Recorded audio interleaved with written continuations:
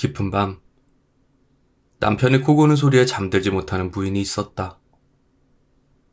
그녀는 참다 못해 남편을 깨우고 싶었지만 낮에 열심히 일한 것을 알기에 이러지도 저러지도 못하고 오지 않는 잠만 열심히 청할 뿐이었다. 그때 부엌에서 쨍그랑 하는 소리가 들렸다. 아니, 이놈의 송아지 새끼가 또 부엌으로 들어왔나 보네. 예전 외양간 틈으로 송아지가 나와 부엌으로 온통 휘젓고 다닌 적이 있었기에 으레 또 그런 것이겠지 하며 부인은 송아지를 돌려보내기 위해 부엌으로 갔다. 이놈아, 저번에도 그러더니 왜 또 그리 난리를 치느냐.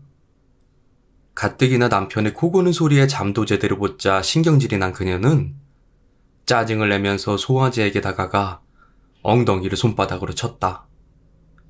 이 못된 놈의 송아지! 이 못된 놈의 송아지! 하지만 부인은 때리면서 뭔가 이상함을 느꼈다. 손바닥에 느껴지는 감촉이 송아지의 엉덩이가 아니라 마치 사람의 엉덩이 같았기 때문이었다.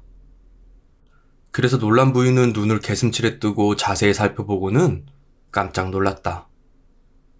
자신이 송아지라고 생각해 손찌검한 것이 하늘 같은 시아버지였기 때문이었다. 에고, 며느라, 나다, 나야. 에구머니나, 이 일을 어쩐다요. 늦은 밤 친구들과 함께 술을 마시고 들어온 시아버지는 목이 말랐고 본이 잠든 며느리를 깨우기 싫어 부엌으로 향했다. 그리고 물그릇을 찾으려고 했는데 어두운 탓에 그만 그릇을 깨트리고 말았고 그 소리에 놀라 잠이 깬 며느리에게 엉덩이를 맞게 된 것이었다. 얘야, 괜찮다 괜찮아. 어두워서 그럴 수도 있지 뭐. 시아버지는 며느리를 탓하기는커녕 오히려 실수는 누구나 할 수 있는 거라며 그녀를 다독였다. 하지만 지금과는 다르게 예전 시아버지의 위상은 하늘과 같았기에 며느리는 시아버지의 위로에도 마음이 편치 않았다. 그래서 괜찮다는 시아버지의 말에도 어쩔 줄을 몰라 했다. 다음 날 기어코 일이 터지고 말았다.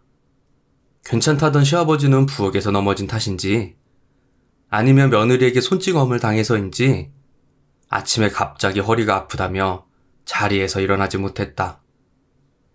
가뜩이나 어젯밤 일에 마음이 찜찜했던 며느리는 시아버지의 허리가 아픈 게 모두 자신 때문이라고 생각했다. 그리하여 마음에 생긴 죄책감을 덜고자 허리에 좋다는 약초를 찾으러 산으로 갔다. 아우, 이 멍청한 것. 어쩌자고 제대로 분간을 하지 못하고 왜 먼저 손을 댔느냐. 아유, 이 멍청한 거. 산을 오르면서도 어제 일을 자책하며 산 깊은 곳으로 들어간 며느리. 그녀는 약초가 많이 난다는 장소로 발걸음을 옮겼고 숲에 난 풀들을 이리저리 살피며 두리번거렸다. 하지만 개똥도 약에 쓰려면 없다던가.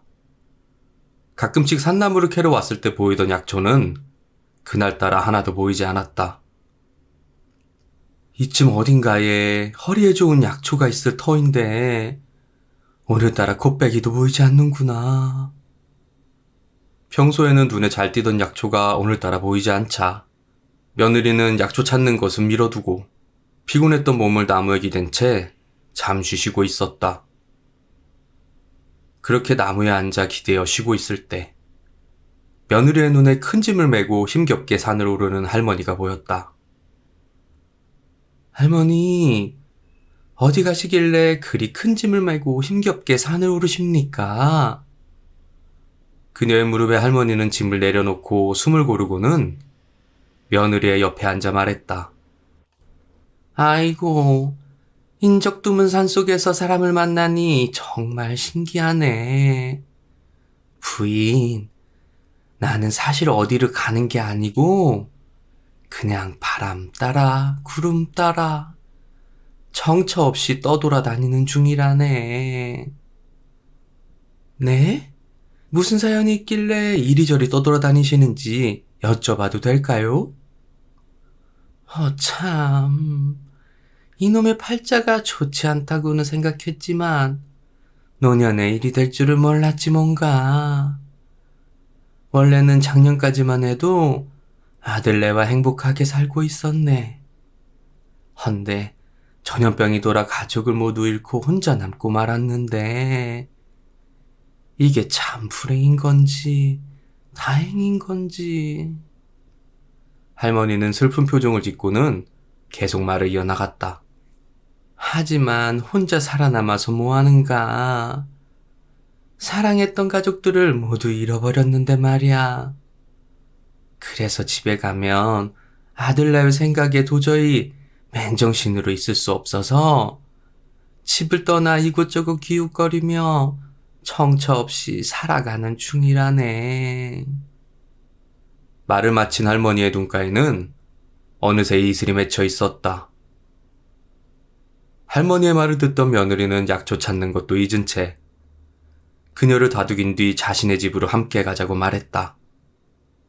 할머니, 그리 큰일을 겪었다고 해도 남은 사람은 계속 살아가야죠.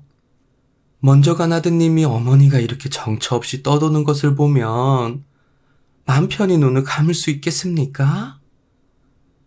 그러니 이제 떠돌이 생활은 그만두시고 저와 함께 저희 집으로 가시지요. 생각지도 못한 며느리의 청에 할머니는 고맙다고 말한 뒤 그녀를 따라 집으로 갔다.